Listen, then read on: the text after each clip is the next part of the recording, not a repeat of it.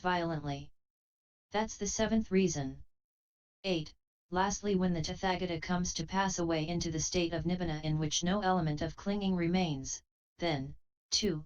Ananda, this great earth trembles, quivers, and shakes.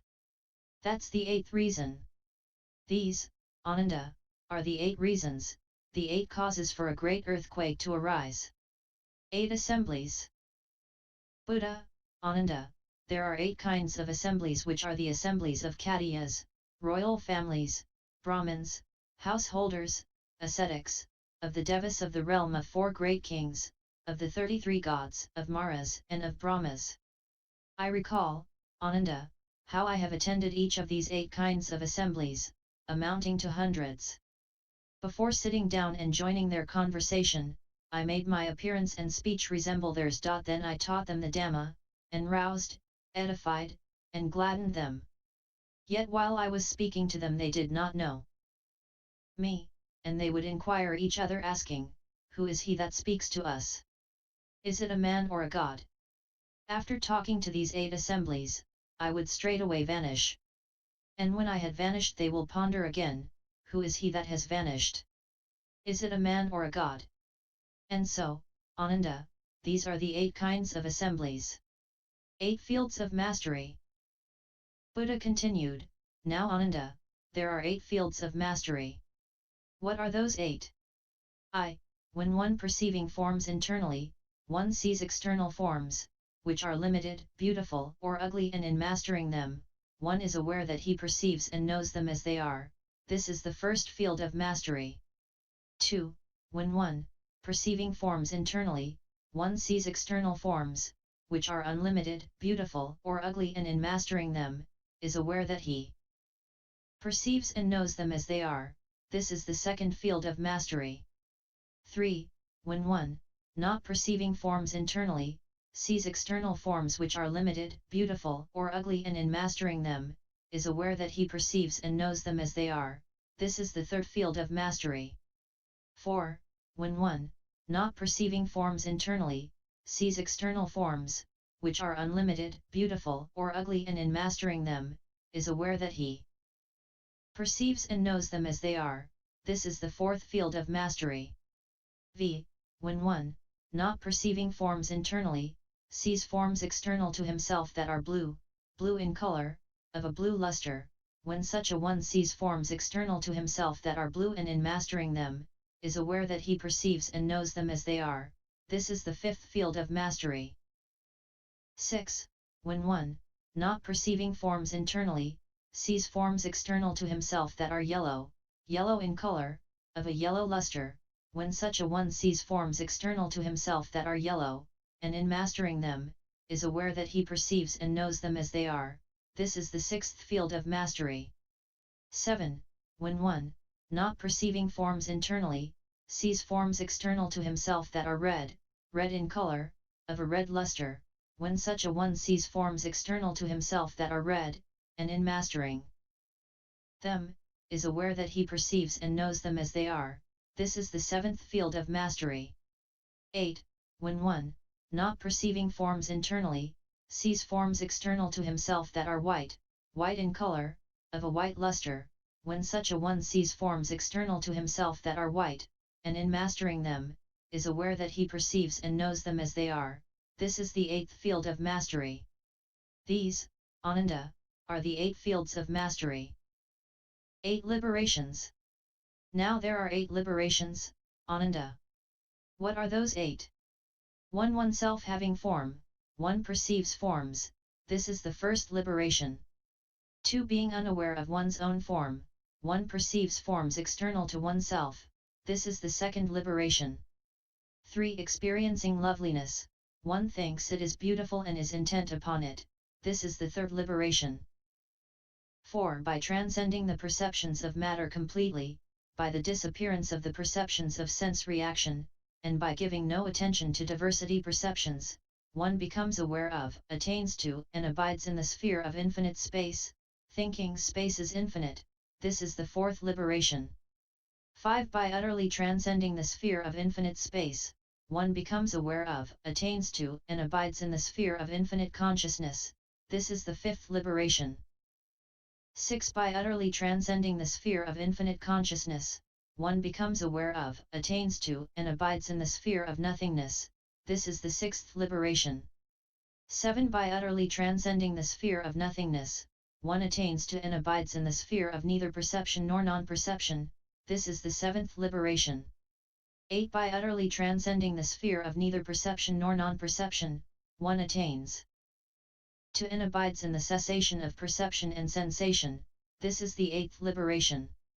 These, Ananda, are the 8 liberations. Mara's former temptation. Buddha narrated to Venerable Ananda on previous encounters with Mara, the evil one. There was a time, Ananda, when I was staying at Uravela, on the bank of the Naranjara river, at the foot of the goatherd's banyan tree, right after my supreme enlightenment. At that moment Mara, the evil one, approached me, saying, "May the Lord now attain his final passing away. Let the welfarer now attain final nibbana. The time has come for the parinibbana of the Lord." Then, Ananda, I answered Mara, "I shall not come to my final passing away until my bhikkhus and bhikkhunis, monks and nuns, laymen and laywomen, have come to be true disciples who are wise, well-disciplined, learned, preservers of the Dhamma, living according to the Dhamma, abiding by appropriate conduct and, having learned the Master's word, are able to expound it, preach it, proclaim it, establish it, reveal it, explain it in detail, and make it clear.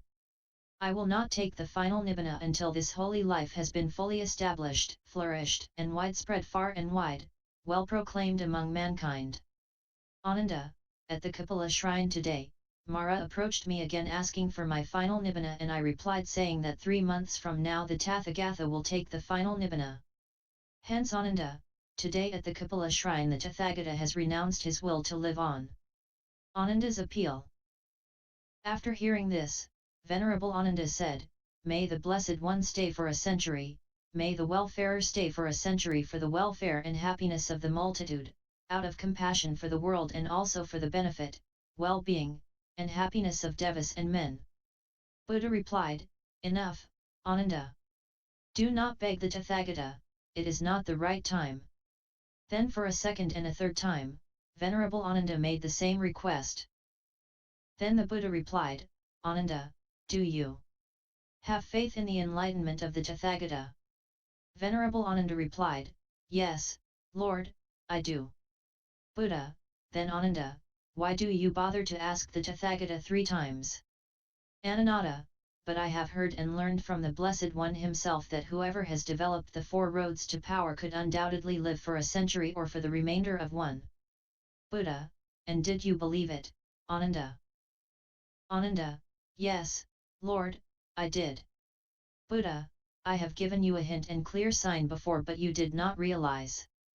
If you had, the Tathagata may reject the first and second time, but the third time he would have consented. So the fault is yours. At Vulture's Peak in Rajagaha, at the Banyan Grove, at Robber's Cliff, at the Satapani Cave on the Vebaram Mountain, at the Black Rock of Isajili, at the Serpent's Pool in the cool forest, at the Tapoda Grove, at the Bamboo Grove in the Squirrel's Feeding Ground, at Chivaka's Mango Grove, at Udana Shrine in Vasali, Gaudamaka Shrine at Vasali and at Small Nook in the Deer Park, I spoke to you saying, these places are delightful. Whosoever has developed the 4 roads to power, undoubtedly will live for a century. But Ananda, oh, you did not grasp this clear and broad hint. Food for thought. As mentioned before, Buddha always talked about impermanence nature of all conditioned things, so it's unlike of him to drop big hints and reprimand Ananda for not asking him to live till 100 years old. Because of this accuse, Venerable Ananda was reprimanded during First Buddhist Council for not asking Buddha to live longer. This could be a later insert by ancient scholars back in ancient era and passed down over the generations. Ananda, have I not taught from the very beginning that with all that is dear and pleasant to us suffer changes, separation, and alteration? Hence whatever is born, will be subjected to decay, and it's not possible that nothing will not decay.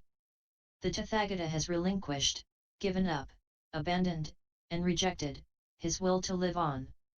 the Tathagata has announced his final passing will not be delayed, it will come about 3 months from now. It is impossible that the Tathagata should withdraw his words for the sake of living on. The last lecture. Buddha asked Ananda to move on to the gabled hall in the great forest, and so they went with the monks. Upon reaching the gabled hall, Buddha told Venerable Ananda to gather all the monks living in the vicinity of Vesali to go to the assembly hall. After Buddha entered the hall and sat down on the prepared seat, he told the monks, "These teachings of which I have direct knowledge and which I have made known to you, you should thoroughly learn, cultivate, develop, and frequently practice these teachings so that this holy life may be established and sustained for long time. This is for the welfare and happiness of the multitude, out of compassion for the world, for the benefit, well-being, and happiness of devas and men." Buddha continued, "What, Bhikkhus, are these teachings? They are the 4 foundations of mindfulness, the 4 right efforts, the 4 roads to power, the 5 spiritual faculties, the 5 mental powers, the 7 factors of enlightenment and the Noble Eightfold Path. These, Bhikkhus, are the teachings that you learn and develop. I declared to you that all conditioned things are impermanent and bound to decay. Strive on with earnestness. The time of the Tathagata's parinibbana is near. 3 months from now, the Tathagata will utterly pass away and go into his final nibbana." And having spoken these words, the Blessed One spoke again. "My years are now full ripe, my lifespan is determined. Departing, I go hence from you, relying on myself as refuge. Monks, be mindful, be earnest and disciplined. With firm resolve, guard your own mind. He who is untiringly pursuing the Dhamma and the discipline shall go beyond the round of births and make an end of suffering." The elephant's look and the last meal. After alms round in Vesali, Buddha looked back at Vesali with his elephant look and told Venerable Ananda, "This is the last time that the Tathagata will look upon Vesali. Come, Ananda, let us go to Bandagama." Then with a large community of bhikkhus they went to Bandagama. Buddha addressed the assembly of monks, "Bhikkhus, it is through not realizing and through not penetrating 4 principles that this long course of birth and death, rebirth, has been passed on and on for a long time. What are those 4? They are, noble, Aryan, morality, noble, Aryan, concentration, noble, Aryan, wisdom and noble, Aryan, liberation. It is only through understanding and penetrating these 4 principles, cutting off the craving for existence, destroying that craving that leads to becoming, only then there will be no more rebirth." Then Buddha uttered these verses. Morality, concentration, samadhi, wisdom, and final liberation. These are the principles realized by Gautama the renowned. And, knowing them, he who is the Buddha taught his monks the Dhamma. He whose vision ended woe to Nibbana is gone. Again at Bandagama delivered the comprehensive discourse on virtue, concentration, and wisdom. After staying long enough in Bandagama, Buddha told Ananda to move on to other places. So Buddha and the order of monks went to Hathagama, Ambagama, to Jambugama, and at each place he gave the same discourse on virtue, concentration, and morality. Then they moved on to Bhaganagara and stayed at the Ananda shrine. The 4 great references. At Bhaganagara, the Blessed One addressed the bhikkhus, "Now monks, I shall teach you the 4 great references. Listen and pay heed to my words. Buddha, if a monk should hear this is the Dhamma, this is the discipline, this is the Master's teachings from another who claimed that they were the 4 references or Mahāpadisas, namely Buddhapadisa, from the Buddha, Sanghapadisa, from the community of elders and distinguished teachers, Sambaholatherapadesa, from the learned theras of tradition, Dhamma, discipline, Ikatherapadesa, from a learned monk. One should neither approve nor disapprove his words, but should be carefully noted and compared with what had been said in the Suttas and Vinaya relating to the 4 noble truths, dependent origination and the abandonment of lust, hatred and delusion. If what they have said does not conform with the Suttas and Vinaya, then the matter is to rejected. But after comparison with the Sutta and Vinaya and Itali, then one can be sure that this is the word from the four great references and has been rightly understood by the monk. After giving a comprehensive discourse on morality, concentration, and wisdom in Paganara, Buddha went with the company of monks to Pava and stayed at the mango grove of Kunda the smith.